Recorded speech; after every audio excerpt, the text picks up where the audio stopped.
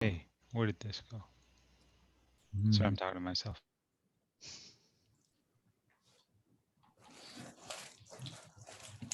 Hey Mish, how's it going? Good. How's everyone doing? Good, good. Very nice. No, I'm just gonna check. What time is it? Is it? It's 9:30. Okay, let's see.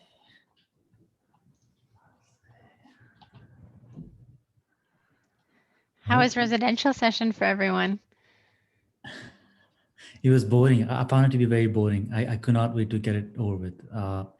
The lectures were boring, the assignment was boring, everything was boring. Uh, Well, aren't you just a bag of fun today? no, seriously, and there was so much work. No sugarcoating. No, like seriously, and like no disrespect. She's a great professor. It's just that I love finance, but the topics that we covered, I've rarely used them. Rarely used them. Uh, yeah. What did you guys think? I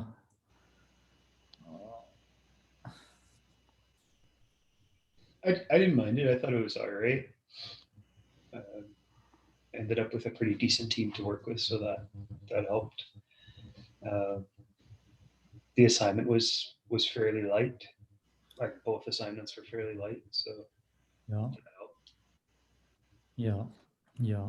Who was in your team, Tyler? Prathna, Laura, Michelle, and Chris Patterson. Oh, very nice. Very nice. No, that's good. I think with the previous professor, Blair Peterson, like his lectures were, I found them to be very interesting. And he talked a lot about the markets, he talked a lot about his experience. So that really, kept you engaged. But in this course, it was just a lot of theory, a lot of theory.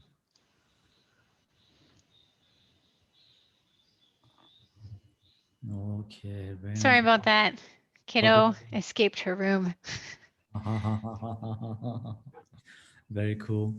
No, we'll get started here. Like we can sign in. We can do a quick check-in. We have a little bit of time. Does anybody want to volunteer and check in?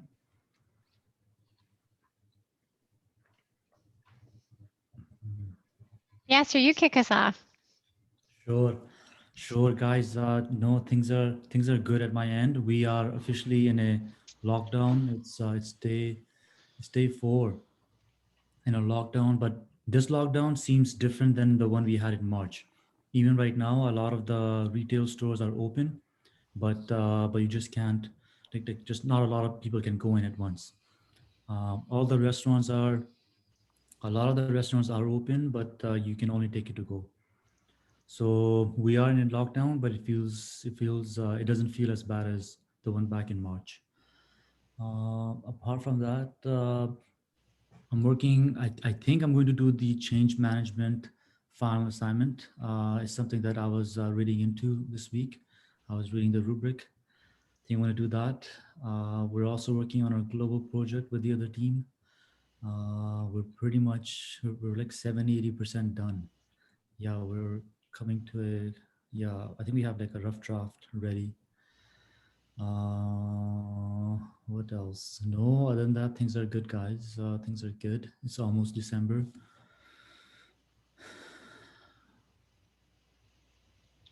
Not much, not much. I think I have to catch up on a lot of the TV shows that I missed. So we'll start doing that shortly here. How are you guys like 80% done your global?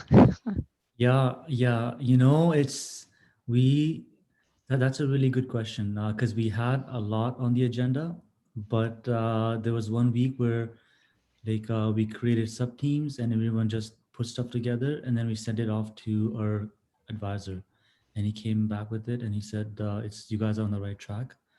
And I think yeah, I think we're pretty, yeah, I feel like we're having another working session this Sunday, but I feel like, yeah. mm, think the heavy lifting has been done, I think. Yeah. Yeah. How are you guys doing? Ali, how's your global project going and what else is going on?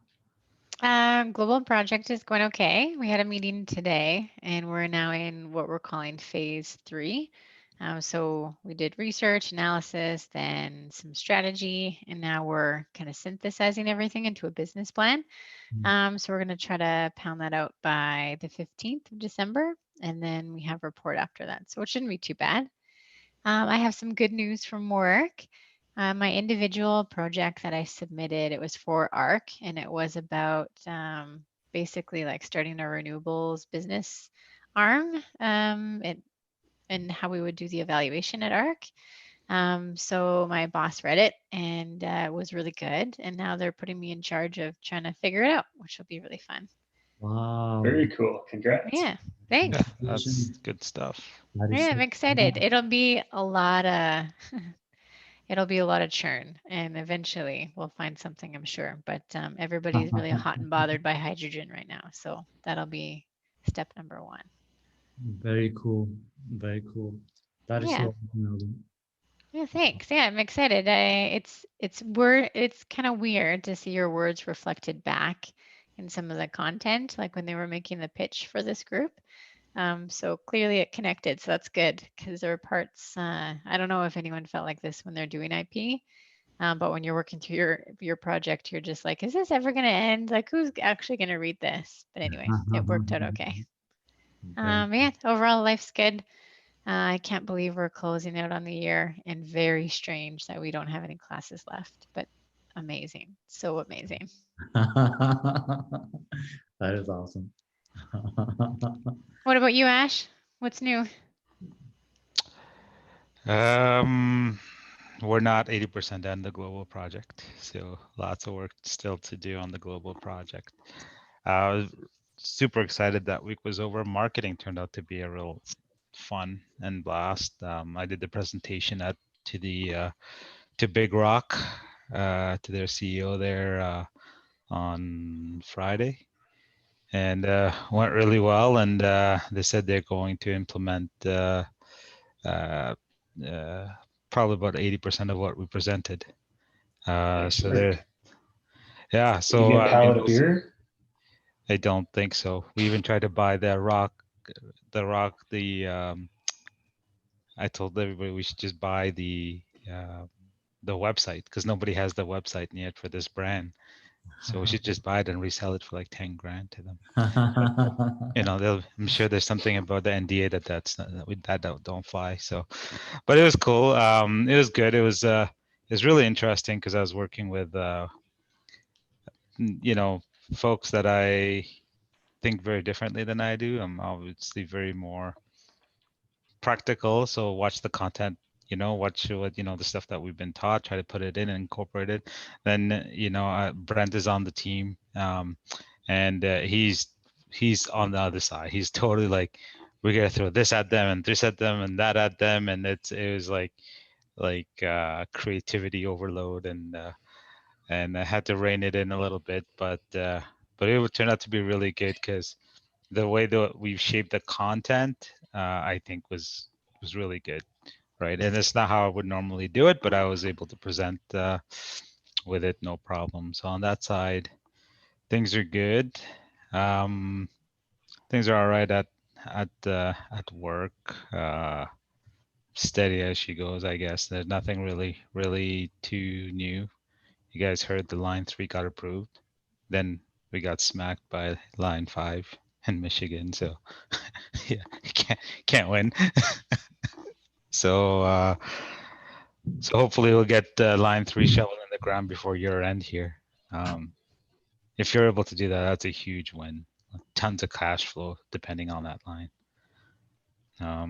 So yes, but so work-wise things are stable. Liking the time back at home with the kids. Get to play with them at night a little bit more now. So it's been a lot of fun. Got a lot more bruises the last few days from them. So they've gotten stronger in the last year, and I've gotten older. Yeah. So Yeah, no, things are good. Things are good.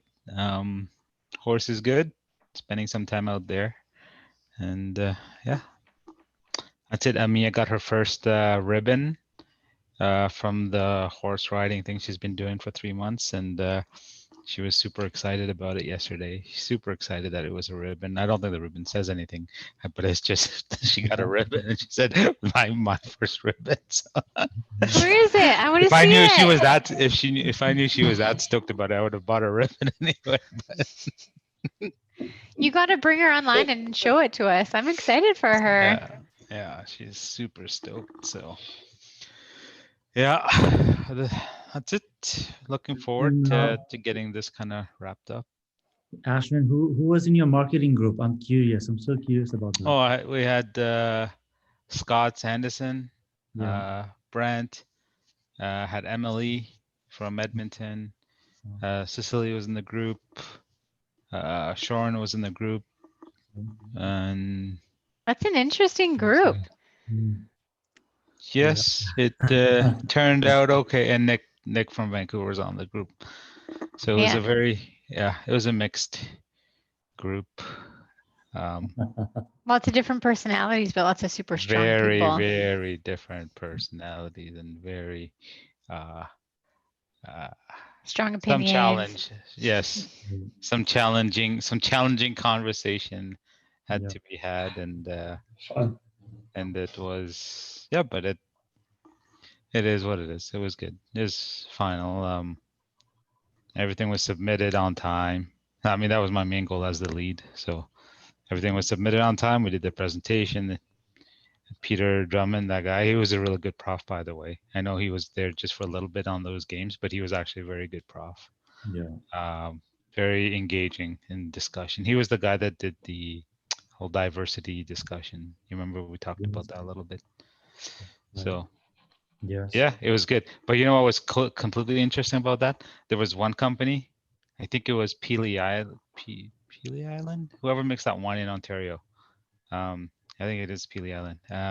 Anyway, they were like challenging the group with their recommendation, and that's fine. And Peter had to back up the group a little bit. You know, it was really interesting because you had like 3 different businesses, right? Big Rock was definitely on board and listening to what we were saying. They were very open. Forget who the other one was, but they were listening to. But PLN was just like, no, we don't. Basically, no, we don't agree with your finding. And Peter Drummond had to come in and came and said like, you better listen or your company's gonna die at this point. Right? You will be gone if you don't listen to some of this stuff. Interesting. Yeah, it was interesting. Good It was call. interesting, but I did like the marketing and about the branding piece. And Were there I any tools or frameworks in the material that you recommend going in? recommend going in Yeah. there and downloading the whole toolkit presentation. Mm. Okay, go in there and download the toolkit presentation. That has a lot of good information in it. Is that The one of the frame, session presentations? it's I think it's on its own. It's you'll see it. I think it's on its own. It'll say just a toolkit because you can't get to the videos, but you can get to the presentation. You can't get to the videos? My intent was to actually go and see the videos for all the classes. No, you can see the videos for the classes. That one, it needs a password or something. Oh, gotcha. Like it needs that toolkit one is a bit different. Yeah. I just got to dig it up. I can share it with you guys because it was a really good session. Yeah, so use that one. But the main framework from there, Tyler, it was the 5 C's framework, which is basically kind of breaking it down by company. I don't know if I remember else. It was the company, customer, consumer, category that it's in and how it competes, and competition. So you break it down into these 5 key elements. Basically, you do your research in those to find key elements. All of the data like basically supports 3 or 4 main insights from those one, and then you come up with one key basically finding, one key opportunity or one key challenge in each of these things, each of these categories, and you base your strategy on that, and that's what the report is basically off of, right? and then you use other tools like the SWOT analysis to either to do a totally independent analysis and to see if it yields kind of the same conclusion. So he basically gave you a bunch of tools. You can go out and do them and see if they come out to the telling you the same thing or similar things. And it's just there to support your strategy. We proposed some vision, mission, and all that kind of stuff for the new brand and that kind of stuff. So not all teams did that, but yeah, but it was good. Like I said, it was. We're actually using that. Roy and I are using that on our global project team. Oh, Yeah, It we're it applying that. sounds it Mhm. sounds like one of the like or you guys had the most impact in a course than anyone else did, like versus the other two options. Like in finance, we just got to work and did homework kind of thing. yeah. You guys actually did cool shit. Yeah. Yeah. Yeah. Well, it wasn't cool. September, October was not very cool. No, I was feeling pretty good about my choice, September, Yeah. October. September, October was not did not feel so cool, but it was good. I think he was good at supporting us too, right? Because he came to some of the team meetings we had, Peter, the professor, I see. and he basically said, "Yeah, you're way off track here, or yeah." Because I basically sent him an outline of what the final presentation or final report's going to look like, and he basically told us exactly what to do in each of the sections. Don't do this. This should only be a page. Put this in the appendix, kind of thing. Hmm. So structure-wise, it was kind of easy. We'll see if he agrees with the content or not, but it was good. I know we totally bombed the referencing part because we had no time to finish it off properly, and that's part of how the team dynamics kind of went, right? Like if people didn't do their part, Yeah. I'm not setting up and doing it all hours of the night before I submitted it. So Well, and we're all adults, like we're all professionals, you know? yeah, Yeah. Most I of us only asked anyway. twice. Yeah. So Tyler's not. Tyler's the only one that's not a professional or an adult. Yeah. I'm just kidding. sorry, it took a long time, but yeah, no. So the last one I think was good. In fact, I wrote a rebranding strategy for Enbridge because there's a individual component to the course. So I wrote a rebranding strategy for Enbridge. Let's hear it. What's the gist?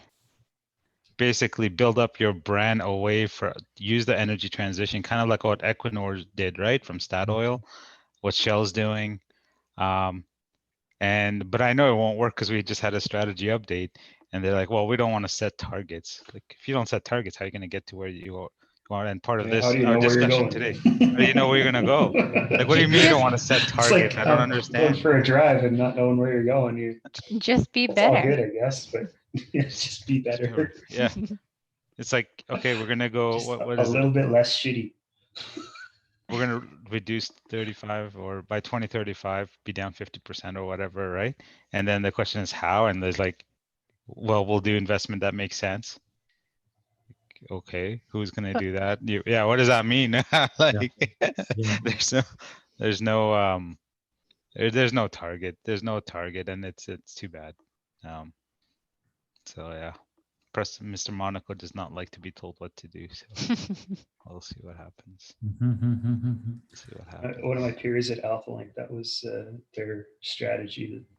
Anytime we talked to them about strategy, it was always, ours is just to be a little bit less shitty next year than we were this. Just a little bit. Don't overachieve. Yeah. But I think the branding piece, maybe I didn't pay attention to it. I didn't understand it enough and how important, how critical it is. It was really interesting. I'm talking a lot. Sorry. So we did this case study on Drago 5. Have you guys heard of Drago 5? No. So they're this humongous marketing arm, and they do all the marketing for like Microsoft, Coca-Cola, all those Christmas commercials from them, right? And then one of the things they did was this. They basically when Jay-Z did his memoir in 2012 or something. Mhm. Jay-Z did something like that, but they partnered with Microsoft to do some kind of a search thing with about I think he placed some pages all over the city and stuff like that, and people had to like do some scavenger hunt to find it and all this stuff. Anyway, what was interesting about that is you have all these big companies, this company doing all these things, and one of the name on there that I came across was Vestas, which is one of the turbine manufacturers, one of the biggest one. And 2011, they declared bankruptcy or close to it, right? Now no one can touch them in turbine manufacturing. They're the number one, right? And they did this whole rebranding campaign, everything, service arm, manufacturing arm. Anyway, so they used this company, Drago 5, to be there. So they obviously put a lot of money in it, but it's also paid off, right? And they've totally flipped their, they have such a, the way people think about them in the market now versus what it was 10 years ago is very different. So that's what some of these companies need to do, including Enbridge. I don't know if they'll do it, but sustained, we did, Enbridge did like this whole, I don't know if you guys saw it, but there was some commercials that Enbridge put out a year ago, a year and a half ago, about Life Takes Energy. Anyway, this thing ran for 8 months and it was done. And one of the things is, well, you don't create any momentum or equity that way in your brand, right? It has to be constant, it has to be ongoing, and you have to get the message out there. All this stuff that we're seeing now in Michigan and stuff like that, right? If you have the branding out there and people on your side and you constantly bombard them with stuff, right? Yeah, a little bit brainwashing, but when they think about that kind of stuff, right? It's political, so you need to build that political influence also as the company now. Whether you want to or not, doesn't matter. That's the game you're playing in. That's how we play. So yeah, so it's very cool. No, very cool, Ashwin. Very cool. Great course. Wow. Tyler, how are you doing? How are things? I'm doing good. Things are going well. I did my presentation to the Fortis Inc. on Monday. Yeah. Yes. Went good. They all seemed to appreciate it and had lots of questions afterwards. So I think it was well received. So good to have that off my plate. Then we had had a power issue at one of our data centers during the week. So a little bit of excitement there. All our IT, or a bunch of our IT stuff crashed, and one of the UPSs in the data center burnt up, and we're scrambling to get lights back on and things running again, and then figure out why the UPS blew up. So it was a little bit of excitement this week. I got to go back out to the field and help my guys to troubleshoot what was going on. So it's kind of fun to get out there a little bit, look at some of that stuff. And then, yeah, I don't know. Work is kind of interesting right now. I guess there's a lot of flux going on. We have a new CEO, a lot of changes going on. Big push for a new EDI program. And I've shared a few, like my human capital assignment with my VP, and now this last assignment, my individual project was on psychological safety. So he reached out to me and to get my thoughts on the approach that they're taking on this EDI initiative, and it's very broken and not set up for success the way that they're approaching it. So I don't know where it's going to go. He asked me if I would be interested in helping them get it going, but I got like 4 other projects on my plate, so I don't know which one is going to drop off to make that happen, or how exactly I would be able to get it done. The people that they have right now on the project, there's nobody on there that is actually capable of delivering anything. So they have to kind of restructure the team, and I told them I think if he's asking me to do something like that, that's a different position, different title. So we'll see where it all ends up. But yeah, Very things are busy. interesting, Tyler. Yeah, Very interesting. Oh, thank you for sharing that. And the BDI, what does BDI stand for? EDI, equity, diversity, and inclusion.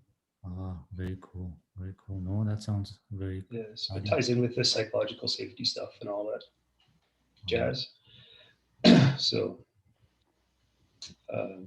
yeah, right now they just have the people on there are kind of just they're there for the fluffy bits, but they're not really, they wouldn't be willing to have the hard conversations and actually take it and form a program out of it. So So, very cool. No, thank you for Tyler, sharing. are Yeah, you still just curiosity, still looking around? How's that Oh, yeah. going? Nothing concrete yet. I had a really cool conversation last week with, I don't know if I mentioned to you guys, with the chief diversity and inclusion officer from Elsevier. They're like a McKinsey or Gartner, but in the medical space. They have like 10 or 20,000 people worldwide. And he just implemented or is in the process of implementing a psychological safety program in their company. And so I was set up, put in touch with him through Amy Edmondson's group as a kind of somebody to bounce ideas off of around how to implement a PSI program in an internal to your organization. Have another call actually with him next week, kind of working together, collaborating on some stuff, sharing information and ideas and stuff on it. And so I have a couple irons in the fire on some consulting gigs, just kind of short-term consulting projects. We'll see where they go. See what happens with this internal stuff. Be a way to kind of vet out the processes that I'm building in a pretty secure environment before going out on my own, but nothing concrete yet. Very good. Very good. Still Exciting though. exploring rabbit holes. Yeah, Well, that's what I was just gonna say. Yeah. It's gonna pay off. it's gonna pay off. Yeah. The group the cohort that I did that psychological safety stuff with, they're a fantastic group. We had a WhatsApp chat. They're always on there sending stuff back and forth and sharing information and tools and stuff. And so, yeah, I think it'd be cool. Very cool. No, thank you, Tyler. Mish, how are you doing? Doing well. Good luck with all the rabbit hole exploring, Tyler. I think that's pretty unique. Congrats on the hydrogen thing, Ali. I think that's super exciting. And it sounds like the branding thing went super well. I think finance was good and had a good week and catching up on work. Ready to tackle Equinor. And Mish, what are you? How about the stuff that you guys worked on your IP? Is haven't haven't? moved forward by any means. Yeah. Just a little busy. How's the work stuff going right now? What's going on in the drilling space? That's rather unknown. It's picking up a little bit, but I'd say 2021 was probably going to be the same as 2020, I think. But there's lots of consolidation, lots of people probably going to lose their jobs over the next little while. So I don't know. I don't think anything's changing in Calgary anytime soon. But not to be a pessimist. Not going to improve. My Tricon stock is up like 80%, another 500%, and I'll be breaking even. You know, so yeah. So, but how do you guys make out in this realm? Like, just is it stabilized in 2021 if you could stay at what you saw in 2020, or is the company in more shit, or My company's how in does it look like? shape. Really good cash flows, profitable, no bank debt. Really good shape for us, but it's just going to be a world of scarcity for a long time. Yeah. I don't think people will want to invest in anything or like invest in hiring people or investing in doing anything until there's some certainty in the market. So I don't, our company's doing okay. I'm pretty comfortable with my job, but you never know. Like you never know. I'm sure Ali could expand a little bit. She's a pulse on the big wigs. No, you said it all. Consolidation is the name of the game, I'm sure. That's the only way I think oil and gas is going to go for the next year. Because if we end up growing again, we're just going to get in the same spot. Too much product, low price, and we'll rebound in a bad way. So, Equinor. Very nice. Yeah. I'll pass this off to you, Ali. Thank you, everyone. It was fun. We haven't had a really solid check-in for a while. And I hope Lisa's doing okay. Yeah. Yeah, I hope so. Yeah. You know what? I didn't have anything formal for today. I just wanted to rally everyone together. If you had a chance to read what I put together so far, it's just like the combination of everyone's pieces. And it came together really well, I think. Like there's still a few things I need to do. If you have seen the document itself, I put some comments in red where I need to put some more commentary. Like Yasser, your section, what you provided me is pretty good with the rat and cat stuff. So now I just need to do a little bit of an entry into the table, so it's not just like a blunt brick wall. But that all will come, I think. So really what I was hoping to get from you, fine folks, was if you had any specific recommendations that jumped out from your analysis of, you know, what they should do. Like, should they continue on the path that they're on? Was there anything specific that jumped out that you think should change? Otherwise, I'll kind of have at it this weekend. And my goal is to get an 80, whatever the right number is, 80%. What do you want, Tyler? 90% draft over to Tyler? 99. 99. Oh, okay, well, you'll have to wait a couple weeks.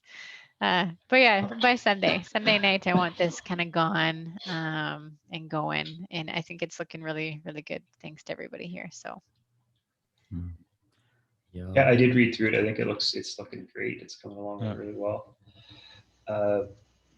There's one gap in that AAA framework. I think I mentioned before. It doesn't seem, because of the unique nature of this industry, I'd like to do the AAA comparable, or the kind of to that industry. And I'm struggling to find the labor expenses for two of the comparables, Chevron and Exxon. And it wasn't coming up under G&A or anything? No. So if anybody has any ideas of where I could go to look for that, that'd be great. Gotcha. So your thought was to take the AAA framework and then do the comparison and make a quick summary on that. Yeah, because I have the one that's in the report there right now. Yep. And that's based off of that, the median and 90th percentile in there are based off of kind of global numbers from the Gemawat's studies, I guess.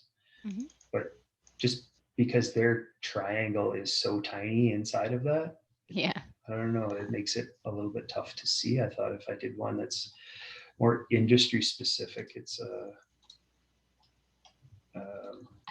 little more relevant, maybe.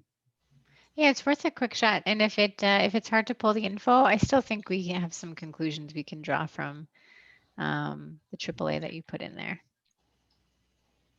Yeah, we could. Yeah. And then the cage framework piece follows really nice. Just need to spend some time beefing up the content in between Yeah, those pieces, and we'll be good. yeah, and I can help with that for sure. Yeah, that'd be awesome. Thank you. This AAA triangle, is that from the course, one of the course frameworks that we learned? Did I Yeah, skip through that section? Is that what it is? yeah, it's one of the frameworks from the course. Okay. It was really hidden in one of the supplemental readings, so it wasn't like he mentioned it, but he didn't necessarily take us through like the detail that Tyler's showing. Okay. So it's a really nice add, I think, to cover some content that's a little deeper than just in the slides. Yeah. No, it looks very nice. That's great. I know it's fancy graphs. Yeah.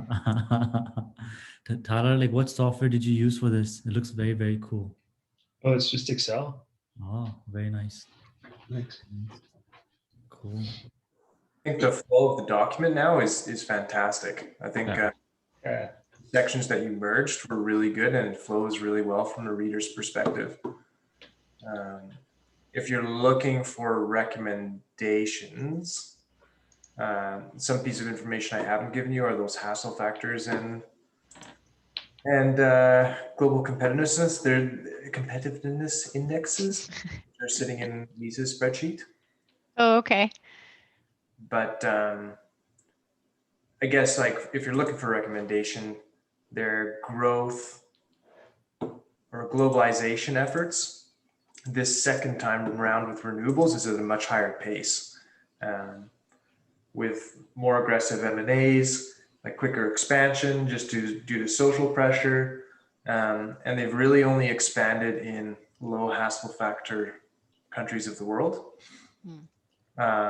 Because if you look at like from an emerging market perspective, like there's not a lot of developed markets on the renewable side at the very least. Anything that would be considered frontier, like they should look to leverage. I know that they operate in this new business unit, but they should look to leverage the lessons learned from their oil and gas partners on those high hassle factor countries. Like Shell or Shell or even like internally, like I know with oh, the of Equinor's size, a lot gets lost. I'd imagine in knowledge transfer on how to deal with those high hassle factor countries.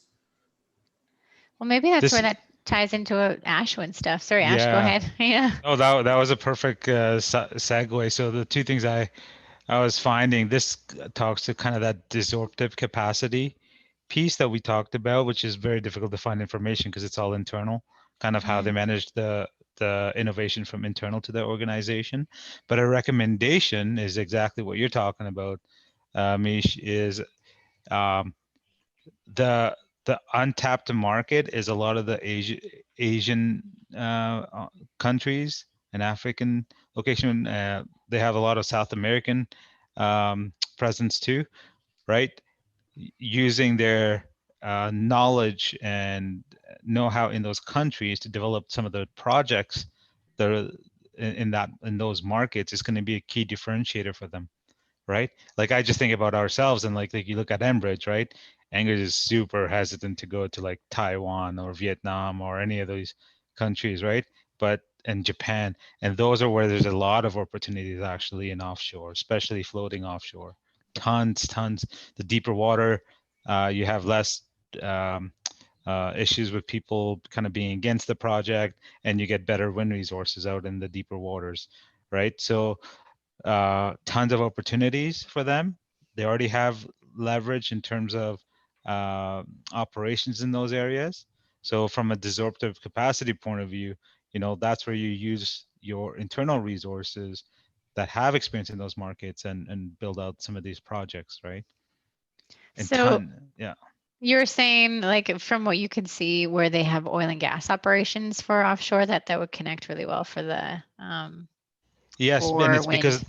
because the fundamental of projects don't change, right? You need Mhm. to know the political landscape, the approval and the permitting landscape, right? All of these type of permits you would normally get anyway. especially on the offshore, especially a lot on the offshore rigs, right? They know all the fishery permits that they would need to get. The main part is having the political connection for the power purchase agreements, right? Because like Mish said, those markets are not necessarily developed. The electrical infrastructure market is not actually developed enough that it's just readily available, right? But countries like Vietnam, Taiwan, they do put out tenders.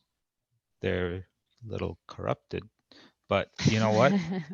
You know, but countries, you know, you take a look at the Canadian company. Who's that? Yasser, the one big in offshore. Northland Power, right? They're in those countries, and they've made some really good progress. Now they don't do any projects themselves. They've partnered with people, So I was right? going to say they want to partner if they're going into those Partner. unstable Yep. places. Partner with somebody who can navigate the local politics and. Yep. And I'm sure like Equinor has done this in the past, partnering in those markets, right? So that's from a disruptive capacity point of view. That's why you kind of want to leverage that knowledge and in-house and previous experience and apply that to the renewables. The only problem, Ali, I couldn't get any data on that because that's all kind of internal. It's That's so all. tough. That's internal stuff, right? Yeah, I loved like what you put together. I didn't realize that they had those innovation challenges. I thought that was pretty clutch, and that also speaks to the continuity of their partnership approach to business overall, which is the common thread I think through the whole thing. Yep. But what you pulled together on like just the internal innovation stuff, I think that's enough that we can speak to the disruptive ability that they have, and then just get gritty and say what you just said. So I put that as a blub as you were talking. We'll go sculpt it into something better, but I like better than my little rambly thing there. But that's a great recommendation. So we'll apply the disruptive capability on their renewable efforts and get into those kind of more frontier emerging markets. Yeah. And It's maybe so they are cool doing to that, but work we with. can't tell. No, it's really interesting, but you know, like I mean, they do make things more bigger than what they are, right? Like their one offshore is a very prototype offshore, right? There's not floating technology. Um, it's not proven. We'll see. It's neat. We'll It's see. it's really It's cool to neat. see a big company like that pivot. Like their core competencies of what made them amazing in oil and gas is what will make them really good in Yeah, offshore wind. yeah, it's interesting. How It's is really it? good, these guys. Pardon? Yeah. So something I was thinking about, why is it that utility companies got into renewable so fast and so early on versus oil and gas companies? Like why is it that the utility companies are leading this renewable, transition? I thought that was very interesting. Like what Predictive cash flow. is it okay, like why were they like Early, yeah. So this industry in 2008, 2006, 7, 8, right up to about 14, maybe a little bit. By the end of 12, it was drying up. But those power purchase agreements, they were rich. They were 20 years, and they were going to take all your power, Mhm, right? That's why offshore is still big in Europe, right? For the most part, they are long-term government-backed agreements, right? mhm, So you have a guaranteed cash flow. In fact, the ones in France is kind of crazy. You can't not make money. Like no, it's almost, yeah, because the way that they've commercially structured it, that's you have your power purchase agreements is kind of tied to your capital cost of the project, and if you can justify all your costs, then you can apply to get more, and then through audit processes, if you came under, then the government can pay you less, right? So it was actually a pretty interesting way to do it because there was so much risk, but basically guaranteed cash flow, early projects. But okay. latest projects, no, you're breaking up like 100 megawatt into like 50 megawatts here for only 10 years, and then back end is merchant, and then you got 20 megawatts that might go 20 years, and it's kind of all over the place, right? And so you're piecemealing these things all together and putting some hedging in place to try to make it a virtual PPA. And it's a different market now for the onshore stuff. But now onshore is also, the flip side is that onshore is it's competitive, right? It's 82 cents a kilowatt, 70 cents a kilowatt, right? You can easily build projects at those rates. Hmm. I see. No, that's very interesting. Wow, very interesting. Yeah. Any other recommendations pop out for you guys? Ali, sorry, nothing specific, but I did go through the report and I also read the rubric again just before coming to the meeting. I feel Mhm. like you're, on the right track. Everything's good. I really like how you're using all the concepts from the course. For mine, the rat and cat table, I'll add some commentary to it. That'd be And awesome. Thank you. You're welcome. And I think you will get to it, but Professor talked a lot about writing the conclusion and evaluating. But I think you will get to it. I think so that's the only thing that was missing, I think. Oh yeah, absolutely. We have a little bit more wood to chop on this one. Yeah, yeah. So And I so think that's where the question you're asking about recommendations will fit in there, right? And yes. I like Misha's recommendation about the speed. That this like for Barry's course, change is slow until it's not, and then all of a sudden it's you need to keep up. So if they kind of stay the course and maintain leader of the pack, they'll be in good shape. But if they don't keep pressure on to continuously innovate and to look for these opportunities, they still are exposed to risk of being left behind if they try to rest on their laurels. Yeah, they aren't exposing themselves to legacy partners like they did in the oil and gas days, where they started with one well, one place, or one exploration with 10%, and work themselves up with partnerships. Like they're just diving headfirst into M&As and partnerships, and that's going to generate some sort of culture conflict too. So, like you do have to, like, I like the responsibility piece of growing responsibly. No, that's really good. Yeah. How would you grow responsibly? Sorry, I missed that connection on the like growing responsibly, like managing your culture and managing where you're going, or what do you mean? Yeah, and like just to elaborate on my point earlier, like leveraging the growth and learnings from the oil and gas side. Like Equinor is operating in a lot of developed crude oil and natural gas markets, but they're frontier markets for renewables. It's like they learned the culture for all these places through their oil and gas, and they just need to leverage that into I their. gotcha. Yes. Yeah. Yeah. I'm on the same page now. Do you think there's any merit in talking about their JV approach? So they're partnering, it's a part of who they are. They do it through innovation. They've done it in oil and gas and in this renewables venture. Is there any merit in saying that they like should get more aggressive and take on higher working interest, more control, or is that too much of a pivot from what's made them who they are? I like their strategy. I don't know. Like I think they scaled up their percentage in equity so well, like in the earlier days. I think one thing that you could point to is that Scatec Solar acquisition, who was already a globalized company, which is something they've never done, or like to that scale, where they're emanating with a company who already has a footprint in so many other countries. And maybe I guess that talks to like how in their earlier part of their company when they were just oil and gas, they did JV, but it was slower. And now they've just accelerated to your comment before. They had the luxury to, though. Like social pressure is so high now. Like we took. Yeah, I was just gonna say, yeah. Yeah. And also, I mean, there's still tons of small development shops and execution shops, right? Like the industry is still pretty young in that space, right? So there's lots of opportunities for them to come in and buy a developer that has projects in like across the whole continent or across the world, right? EDF, Eon, these guys, like these types of, that's how they grew, right? They came here, they came to North America, they bought 4 development shops and put them together. That's how they grew. Like, and then they took the market here. So I think, yeah, it's exactly what you're saying, Mish. Just adding, like, follow that same kind of recipe that they've done.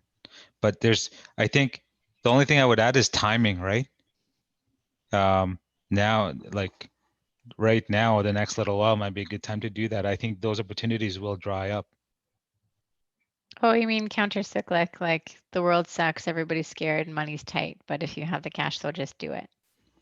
Yeah, and do it now, because I think you're going to see, because of this big push, everybody's going to be after these companies, right?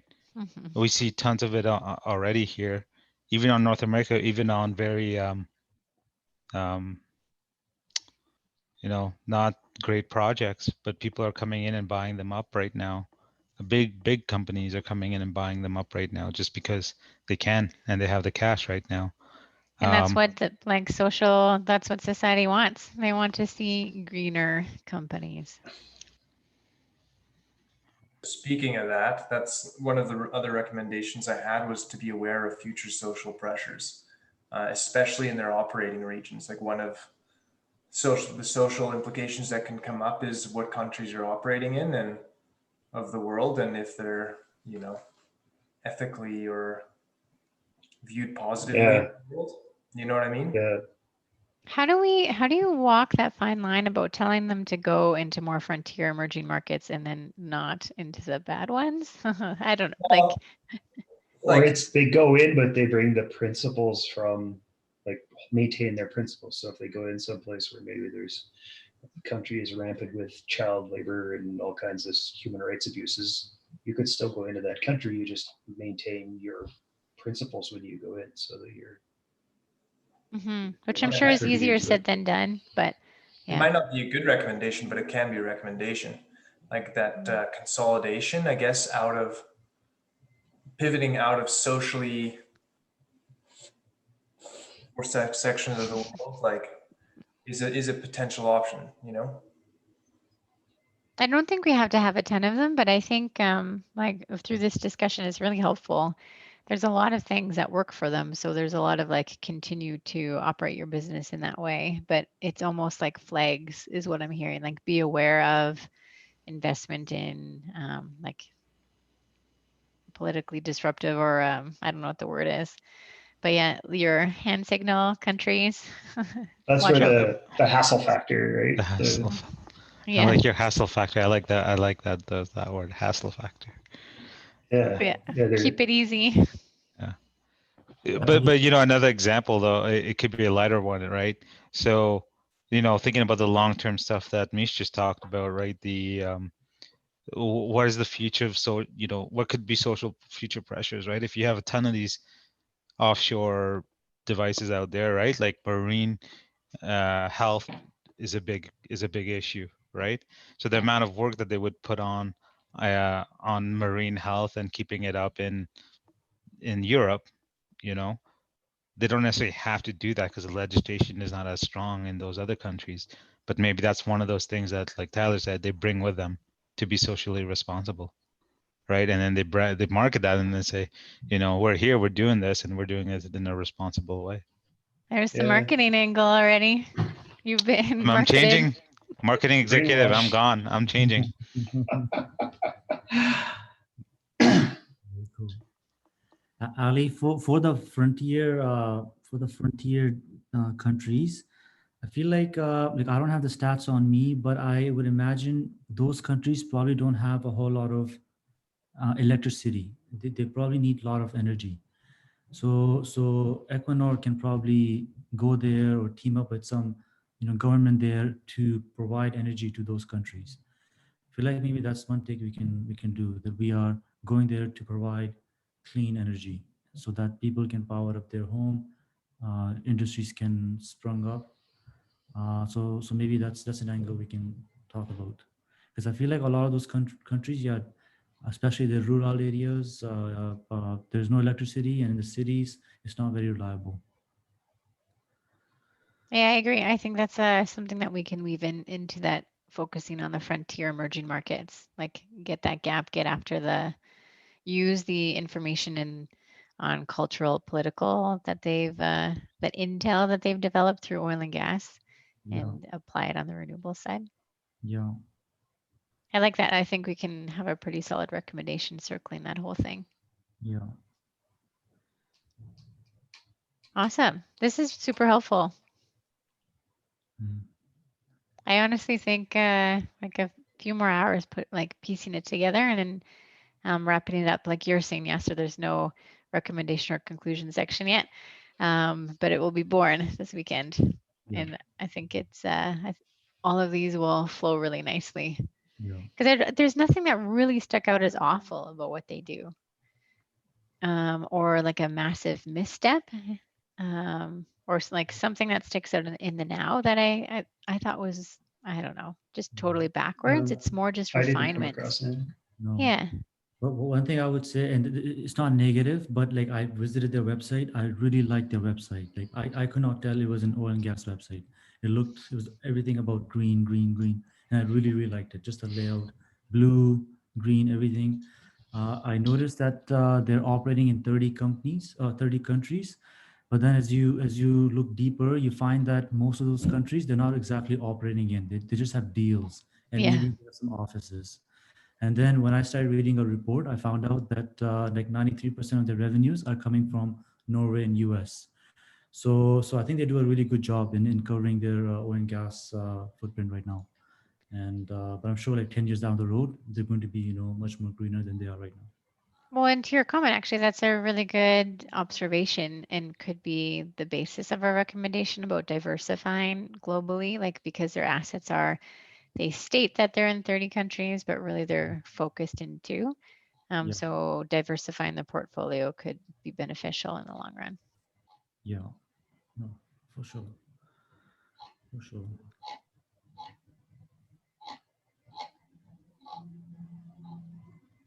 Awesome. It came together so nice, everyone. Thanks for all of the work and digging. Um, it's kind of a hard class to tackle and divide and conquer because you have to learn the whole company. Yes, yes. No, this class had a lot of reading, and a lot of course concepts. And the company that we've chosen, it's a really good company, but it's a huge, huge company. A lot of I, material. I found it fascinating. Like I could still continue reading up on them. I would like to actually. Yeah, it's nice that they're leading this. I feel like a lot of people will follow them. I think a lot of the oil and gas majors have made the move, so I don't know if they were necessarily first or maybe first followers or something, whatever that phrase is. Yeah, no, feel like yeah, Who were Europe. the leaders though? Like if we think about it, right? Who were the leaders? Well, didn't Shell and BP, they dabbled in it way before Equinor did, didn't they? They Yeah, did, yeah. Yeah. So they I don't did. know if any of them are leaders. Like they're all kind of classified the same, in my opinion. Yeah, yeah, I think they're all kind of toe in kind of thing, and they're trying to yeah, figure it out. And now everything's accelerating. Like you can see Shell making a big move for it in this past year. for sure. Um, I was referring to Canadian companies. Like mm. yeah, like when it comes to Canadian companies, they are a little bit behind when it comes to this. I'd Uh, say all the North Americans are behind. yeah, I Oh don't yeah, we see don't want to them. change. We just want to make the high I don't returns. see it. Like, I just yeah, but it's still, what's oh, it's crazy good. is unless Oh, there's do we see a market where those high returns are still there and able to do all these socially big moves, and then that's the expectation falsely. I don't know, us internally we keep setting these benchmarks, and you're gonna send these guys sitting in at Fifth Avenue Place crunching out spreadsheets after spreadsheets trying to make models churn out That are good fake. looking numbers that are totally fake, and you're going to give approvals based on those, and you'll never hit those, and or you won't do the capital investments because the model doesn't spit out the right numbers and all that kind of stuff. I So I I agree. don't That was know. a big part of my paper or my project for ARC was just like you have to change your expectation, otherwise you'll never become like an energy company because there's such a mismatch in expected returns. Anyway, Gotta change to survive. Well, yeah, the world's moving that way, so we can just slowly die, or we can start changing now. Yeah. Guys, one more boom, right? That's all I'm asking for. I don't think so. I would appreciate that immensely, but I don't think so either. I can't see it happen. What's the catalyst? Usually there's a catalyst, right? What's the catalyst for the boom? Yeah, no, I agree. Like it's very, Pardon? guys, there's just too much supply. Technology, like fracking and everything, it's just really, really good. Did you say war, Tyler? I think at this point you need a war. No, I actually agree with you. Actually, I to be don't honest, see any I don't other see way any to other change. way.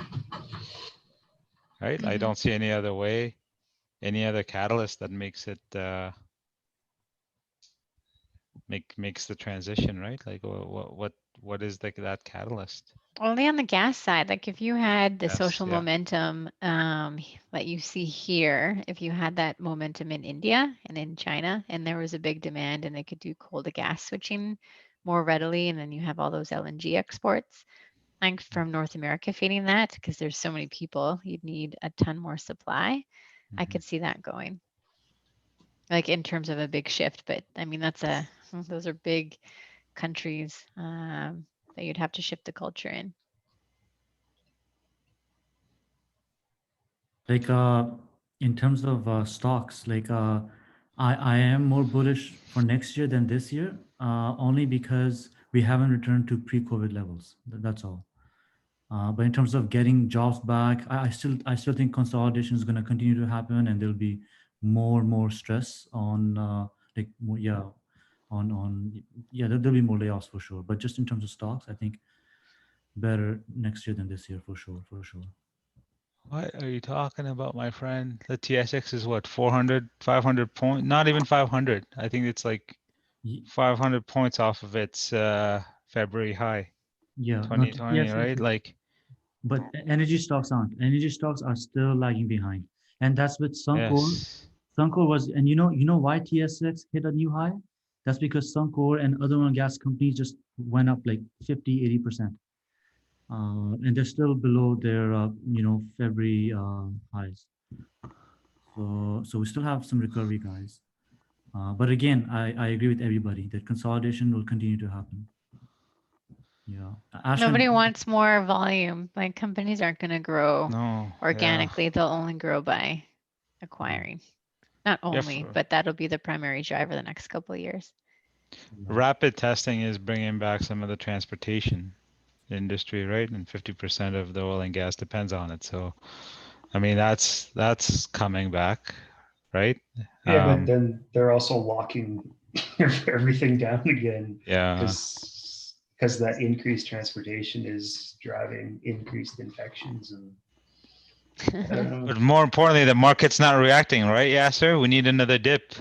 yes, We need yes. another dip. It may not happen. It may not happen. Like honestly, like it's all about what do you call it, perception. And everything. People are looking 6 months ahead. So the feds are saying we got your back. Government is saying there's a vaccination on its way. People are like, yeah, it's all good. We keep at it. But I agree with you. Like when Biden won, some people thought, okay, we're going to a lockdown, and we may still be going to a lockdown. Things in US are terrible, but perception matters. If investors are like, hey, banks have our back, governments have our back, things will be okay. No, not many people will sell. Yeah, I'm waiting for a bad, not hoping for it, but if there's a bad, um, if there's a severe repercussions from what has happened and what's going to happen in Thanksgiving holidays here in the US, 2 or 3 weeks from now, it Yeah, should show up. And I think that will set the stage. It'll set the stage for either, no, everything is good, things are as is, and we're heading towards a vaccine, or holy shit, this took a worse turn. And I think if you don't see a market reaction, then I think it might be positive for a while, market wise anyway. yeah, yeah. No, that's. I think so. I think next few weeks will be interesting for sure. For sure.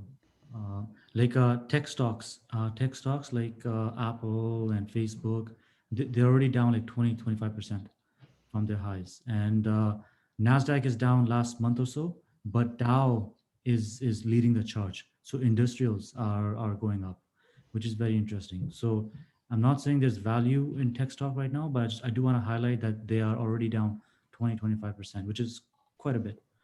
And maybe they'll continue to go down. Speaking of consolidation, is there any way that we can help with the report, Ali? Thank you. Nice segue. No, you know what? At this point, I'll work on framing up those recommendations. And sorry, I said no way too fast. Yasser, you mentioned that you would put in a little, if you could pop in there, put in like a little bit of content ahead of the rat cat. That'd be awesome. Tyler, I think you mentioned the same with the AAA framework, just kind of finishing up on your chasing up that idea on doing an industry perspective on that. And then some commentary related to AAA and Cage would be fabulous. What are your And thoughts if I just fudge in some numbers for those other two, just to put them kind of roughly in line with the other ones? Yeah, yeah. He's not going to look it up anyways. And then otherwise, yeah, I'll start polishing up the recommendations. If you did, I think everyone did I'll check. I just need to check the appendices or the, sorry, my brain, references for any of the material that was pulled. So I haven't done a good job of pulling references just yet. So I'll try to do that this weekend. And if I can't find something to support your stuff, I'll just go out and I'll ask.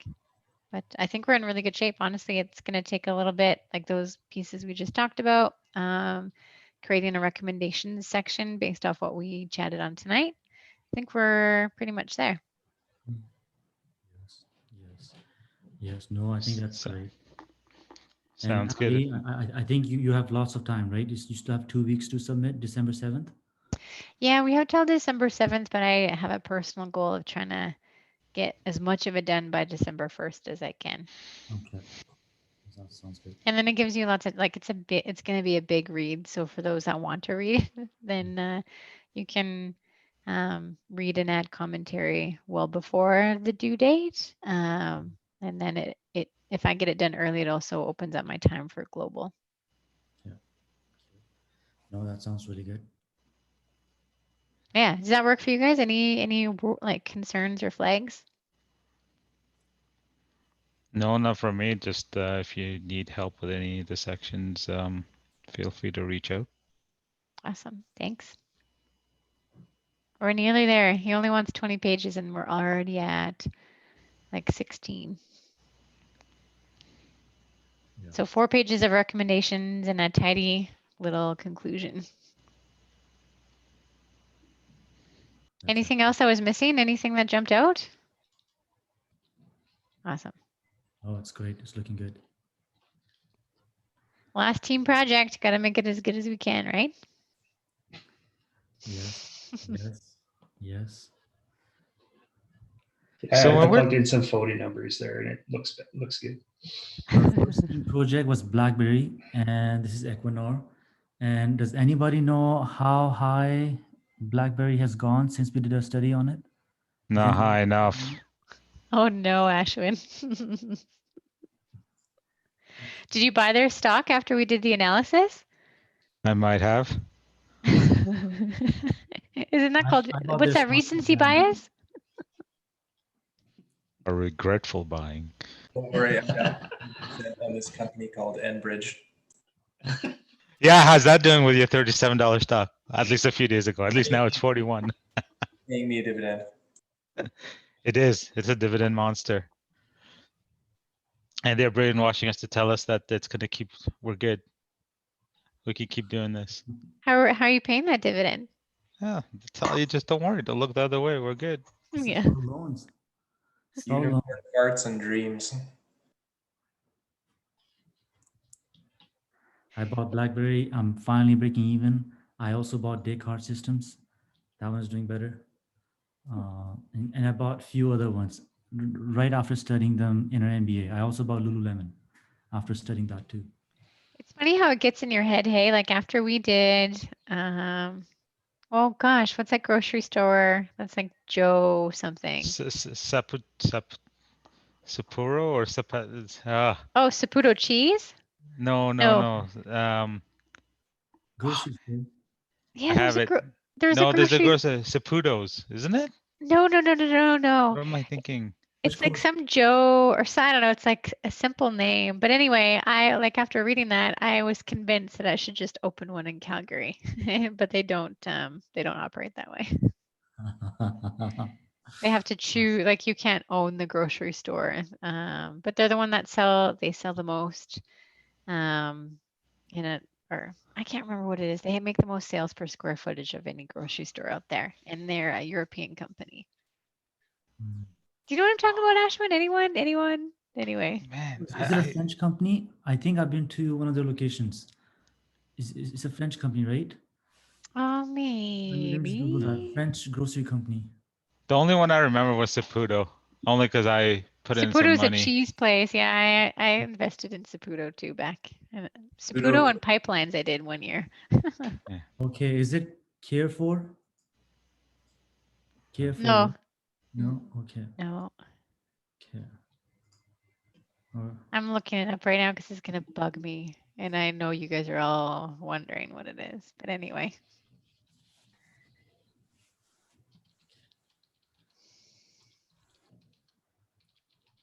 Trader Joe's.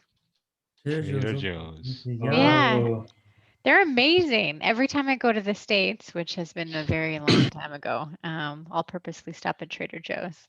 So it's very interesting. Trader Joe's. No, that's really good. I don't remember reading anything about it in any of our courses. What course is that? You don't didn't they remember? get bought by Amazon? Like, but No, I don't think they did, but Trader Joe's was in one Oh, it of, was Whole Foods that got bought out by yeah, Whole Amazon. Foods. Yeah. so when they were in US, when they were having riots over the summer, Trader Joe's was sort of targeted. Oh, were they really? It's always in rich neighborhoods. Well, Trader Joe's, like they're usually like these small little stores that are tucked in urban, like high populated centers. And anyway, they have their own branded, mostly their own branded food and really good wine for like $5 a bottle, Oh, I see. maybe Yeah, there are 8. nice stores. Anyway, very important. We're over time. Sorry, team.